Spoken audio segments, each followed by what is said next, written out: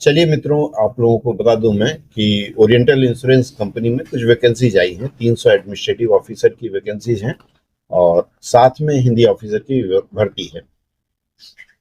आपको लग रहा होगा कि मैं 2-3 दिन बाद क्यों बता रहा हूँ। पहले मैं इसकी वेबसाइट वगैरह टेस्ट कर लेता हूँ कि वैकेंसी जो आई हुई है वास्तव में उसके दरवाजे कब खुलेंगे। मैं आपको बताऊं, कल तक इसका लिंक शुरू नहीं हुआ था जहां से आपको आवेदन करना ऑनलाइन। समय आज लिंक खुल जाएगा, उसके बाद से आप आवेदन करना शुरू करेंगे। तो सबसे पहले यह जान लें कि ऑनलाइन एप्लीकेशन 1 दिसंबर से शुरू हो गया है, 15 दिसंबर तक चलेगा। 15 दिसंबर तक आप किसी भी हालत में आधी रात तक पेमेंट कर दीजिए, फॉर्म भर दीजिए, देर ना करें। ऑनलाइन परीक्षा के लिए टेंटेटिव डेट दिया है 10 जनवरी 2026 का, और टायर 2 होगी 28 फरवरी को। जो वैकेंसी आई है, जर्नलिस्ट का मतलब होता है सामान्य अधिकारी, प्रशासनिक वर्ग के 285 है, और हिंदी राजभाषा ऑफिसर 15 वैकेंसी है। इसमें सारा विवरण आप देख सकते हैं। जो जर्नलिस्ट हैं उन लोगों के लिए जो क्वालिफिकेशन दिया गया है, उनके लिए सिर्फ मांगा गया है ग्रेजुएट हो या पोस्ट ग्रेजुएट हो किसी भी स्ट्रीम में। शर्त यह है कि 60% मार्क्स होना चाहिए।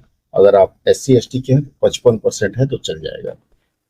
अगर आप मास्टर्स इन हिंदी हैं, हिंदी ऑफिसर के लिए, तो आपका चलेगा, हिंदी या इंग्लिश होना चाहिए। और डिग्री लेवल पर यहाँ भी 60% की मांग की गई है। SC ST है तो 55%। क्वालिफिकेशन बाकी परीक्षाओं के जैसे है कि आपका हिंदी होना चाहिए और इंग्लिश कंपल्सरी इलेक्टिव हो या मीडियम ऑफ एग्जामिनेशन हो। डिग्री लेवल में नहीं है तो इंग्लिश में हो, और इसका वाइस वर्सा रहता है, या फिर किसी विषय में हो हिंदी के अलावा। हिंदी मीडियम हो और इंग्लिश एक सब्जेक्ट हो, आपका ग्रेजुएशन में वो भी नहीं है तो भी किसी विषय से मास्टर्स हो, और उसके बाद आपका है इंग्लिश मीडियम एंड हिंदी एक सब्जेक्ट हो। यह भी नहीं तो एक और छूट दिया गया है कि किसी सब्जेक्ट में मास्टर्स हो, हिंदी या इंग्लिश, और कंपल्सरी इलेक्टिव सब्जेक्ट के रूप में हो। 30/11/2025 तक आपका क्वालिफिकेशन आपके पास होना चाहिए।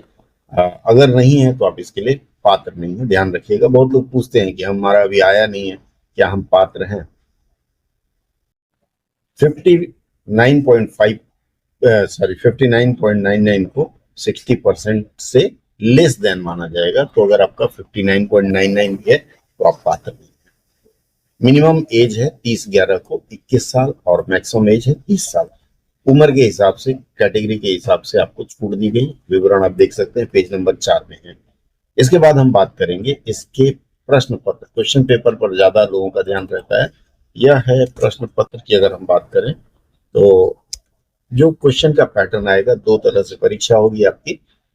दो जो परीक्षा होगी, परीक्षा में आपके साथ इंग्लिश लैंग्वेज, रीजनिंग एबिलिटी और क्वांटिटेटिव एप्टीट्यूड यह रहेगा।